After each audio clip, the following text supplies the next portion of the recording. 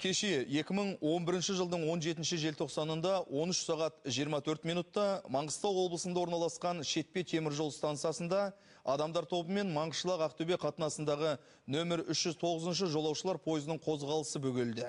Пойыз ішінде 300-ден аса жолаушы болған. Қозғалысты бөгеген адамдар тобы Жаңаөзен қаласындағы жаппай тәртіпсіздіктер қатысушыларын қолдауға шақырумен шықты. Бұл туралы еліміздің бас прокуратурасы хабарлады. Темір жол желілерін бөгеу нәтижесінде көліктің қалыпты жұмысы бұзылды. 7 жолаушылар және 3 жүк тасымалдау пойыздары тоқтатылды. Прокуратура қызметкерлерімен берілген заңды түсіндіруін елемей, сондай-ақ полиция қызметкерлерінің және жергілікті атқарушы органдардың талаптарына бағынбай, акцияға қатысушылар пойыздардың қозғалысы үшін темір жол желілерін босатудан бас тартты. Жергілікті уақытпен кешкі сағат 8 шамасында полиция қызметкерлері темір жол желілерін босату және қылмыстық әрекеттердің жолын кесу үшін шаралар қабылдай бастады. Бұл уақытқа дейін желілерде болған адамдардың көпшілігі өз еркілерімен кентке кетіп, станцияны босатқан. Алайда 50 шақты бұзақы полиция қызметкерлеріне белсенді қарсылық көрсетіп, жүк тасымалдау пойызының тепловозын өртеп жіберді. Вагондарды жанғыш сұйық қоспасы бар бөтелкелермен атқылаған. Әрі қарай бұзақ адамдар өздерінің қылмыстық әрекеттерін Шетпе кентінің аумағында жалғастырып, жаңа жыл шыршасын өртеп жіберді. Дүкендер мен автокөліктердің терезелерін сындырды. Қылмыскерлердің әрекеттерін тыюға әрекеттенген полиция қызметкерлері жанғыш сұйық қоспасы бар бөтелкелермен жаудырған бұзақылар тарапынан шабуылға ұшырады. Сондықтан Ақтау станциясындағы ішкі істер жол бөлімімен қылмыстық іс қозғалды. Бұзақылардың әрекеттері бейбіт азаматтардың және полиция қызметкерлерінің өздерінің денсаулықтары мен өмірлеріне айқын қауіп төндіргенін ескере отырып, полицейлер қару қолдануға мәжбүр болды. Алдын ала мәліметтер бойынша Маңғыстау аудандық ауруханасына оқ ату жарақаттарымен 12 жәбірленуші түсіп, оның ішінде бір адам қайтыс болды. Құқық қорғау органдарымен қылмыстық әрекеттерге тосқауыл қою, заңдылық пен құқықтық тәртіпті қалпына келтіру, азаматтардың құқықтары мен бостандықтарын қорғау үшін барлық қажетті шаралар қабылдануда.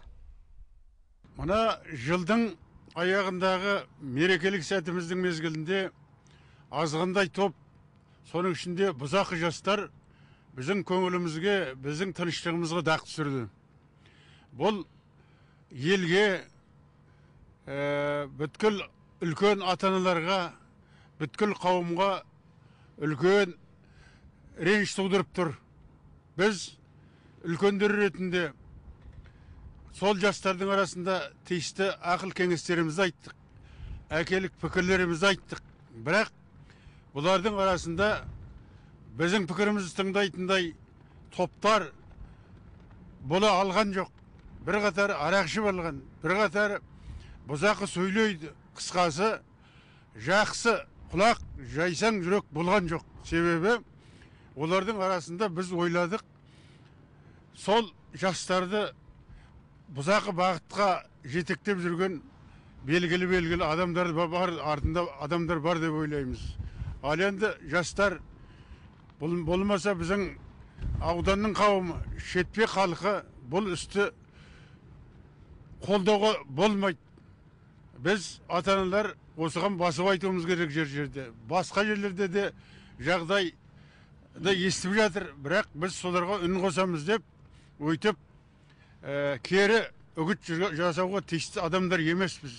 Біз әкелік пікірімізді айтамыз. Біз жастардың арасында болғанда сол бізге реніш, неге келесіз, неге бізді қуаттамайсыз дейтінде пікірлер туындады. Жоқ, біз олай емес. Біз береке үшін, бірлік үшін қызмет жасауға тиісті әкелерміз. Осы болып атқан жағдайлардың халық үшін өте қиын болып атқан түсініп тұрмыз. Жастарға білген ақылдарымызды айтып жатырмыз. Бұрын күнге осы жерге жиналған жастарға да айттық, тараңдар, тыныштық сақтаңдар, мынандай бүлдірмеңдер. Оны өзендегі жастарға жандарың ашығанмен, оған барғанда сендердің қолынан келетін жоқ, үкіметке қарсы тұра алмайсыңдар, халықтың дәулетін шашпаңдар, өртемеңдер, бүлдірмеңдер, тыныш отырыңдар деп ақылдарымызды айттық. Осы әкіметтің алдына жиналған топқа да барып айттық. Қаламқасқа да барып көптеген жиналған топтардың алдында осындай әңгімемізді айттық. Тыңдап атқан сияқты болады, бірақ шын артынан қайтадан жаңағыдай қозғалып кетеді. Мына вокзалдың басындағы жайларға да айттық. Кеше барып айтқанымызда вокзалдың басында тыңдайтындай жағдайда болған жоқ. Балдар қатты қызынып тұрды өзендегі жағдайды естігеннен кейін. Бірақ енді дұрыс емес қайтеміз, мына елдің дәулетіне салынған мінекей үй өлкені өртеп жіберді. Ана жақтан өзендерде қарайған объектілерді өртепті. Мұның барлығы халықтың дәулеті ғой, енді ол дейтін дұрыс емес. Ал оны дұрыс емес екенін айтып жатырмыз. Басқа не айтамыз енді? Жанымыз ауырып тұр. Мінекей 7 ай болса балдардың шыққанына, жанжал басталғанына осы тынышталмай жатыр. Оның қайдан білейік? Білетін ақылымыз айран болып тұр.